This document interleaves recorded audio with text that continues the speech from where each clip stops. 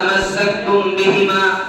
كتاب الله وسنة رسوله أو كما قال عليه الصلاة والسلام مجھے اے ہم نشی رہنے شغل سینہ کابی میں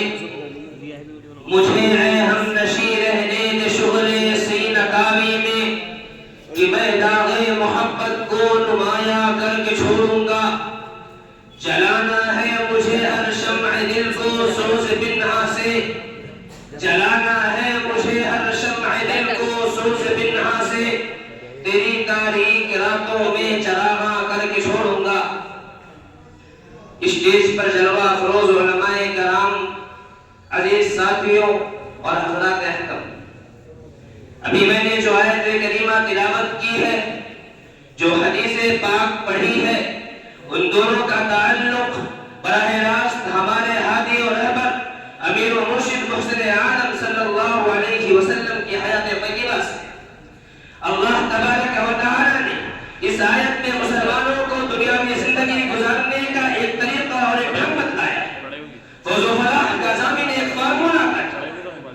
اس آیت میں نبی پاک صلی اللہ علیہ وسلم کی قابل تقلید زندگی کو مسلمانوں کے لیے آئیڈیل بتایا گیا ہے اور یہ اشارہ کر دیا گیا ہے کہ اے لوگوں اگر کامیابی اور کامرانی چاہتے ہو تمہارے اندر ہدایت و روشنی کی طلب ہے امن و سلامتی کی خواہش ہے طہارت و تقوی کی تمنا ہے عزت و شرافت کی چاہت ہے نبی پاک صلی اللہ علیہ وسلم کے تمام ارشادات کو آنکھوں میں بٹھاؤ حیات نبوی کے ہر گوشے کو اختیار کرو آپ کے افرمان کو سینے سے لگاؤ نبی پاک صلی اللہ علیہ وسلم کے تمام ارشادات کو آنکھوں میں بٹھا کر اور حیات نبوی کو اپنی زندگیوں کے آیتر داخل کر کے لوگوں کے سامنے یہ اعلان کر دو کہ خلاف راہ پیغمبر قدم جو بھی اٹھائے گا خلاف راہ پیغمبر قدم جو بھی اٹھائے گا کبھی رستہ نہ پائے گا کبھی منزل نہ پائے گا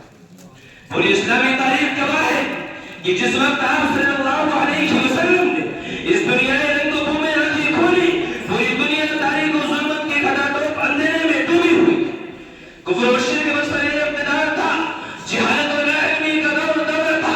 الفت و محبت نام کی کوئی چیز نہ تھی وحشت و پروری اپنے عروج پر تھی انسان کے خون کا پیاسا تھا قتل و غارت کرنے کا بازار گرم تھا اور ایسا محسوس ہو رہا تھا کہ اب اس دنیا میں ہدایت و روشنی کا سورج طلوع نہیں ہوگا اس کائنات کا بحران ختم ہو گیا اور ہمیشہ کے لیے انسان آداب انسانیت سے محروم ہو گئے لیکن اس نازک اور پرآشوب دور میں ایک ایسی ذات کا ظہور ہوا جسے نور و ہدایت کی حقیقت بھی حاصل تھی ایک ایسی شخصیت بارز وجود میں آئی جو علم و محبت تعلق کا جذبہ تھی ایک ایسی شخصیت نے جنم لیا جو علم و ادب کا حسین سنگم تھی وہ ذات جو لوگوں کے لیے قیمت کا درجہ رکھتی تھی جس کے اندر انسانیت شناسی اور مردم نوازی کا وصف فرمایا تھا جس کا فیض بے گرا انسان و جنات سے تجاوز کر کے حیوان و نباتات درخت و جمادات سب کو عام تھا شاعر کہتا ہے سرسبز ہو جو سبز تیرا پائیمان ہو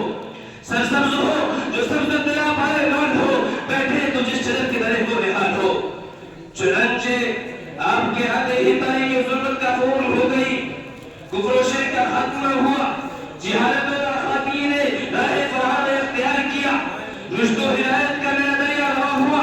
لوگوں کو مردم نظاری کے بجائے مردم نوازی کا پیغام ملا انسانوں کو حق تربی کی جگہ ایثار و قربانی کی تعلیم دی گئی اور اس ہزار عزیز چمن کو بہار نو نصیب ہوئی شاعر کہتا ہے صحرے چمن کو اپنی بہاروں پہ ناز تھا صحرے چمن کو اپنی بہاروں پہ ناز تھا وہ آگے تو ساری بہاروں پہ چھا گئے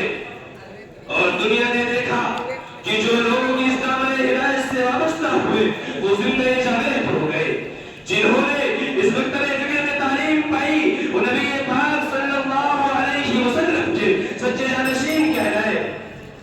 اور جو لوگ اس آستانے کو مضبوطی سے تھامے رکھا وہ رضی اللہ عنہم ورضوا عنہ کے بشارت آمیز القاب سے نوازے گئے یہی وہ دن تھا جسے پکڑنے کے بعد حضرت ابو بکر رضی اللہ تعالی عنہ صدیق کہلائے یہی وہ دربار تھا جہاں پر سر جھکانے کے بعد حضرت عمر رضی اللہ تعالی عنہ کو فاروق اعظم کا خطاب ملا یہی وہ دربار تھا جہاں سے حضرت عثمان رضی اللہ تعالی عنہ کو ذو النورین کا لقب ملا یہی وہ دربار تھا جہاں سے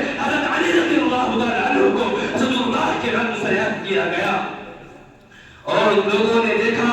کہ جو لوگ اس دامن ہدایت سے جڑے وہ آسمان کا علم و عمل کے درخت ستارے بن گئے، اور جن لوگوں نے اس منتر فکر میں تعلیم پائی وہ زہد و قناعت صبر و توکل کے امام بن گئے۔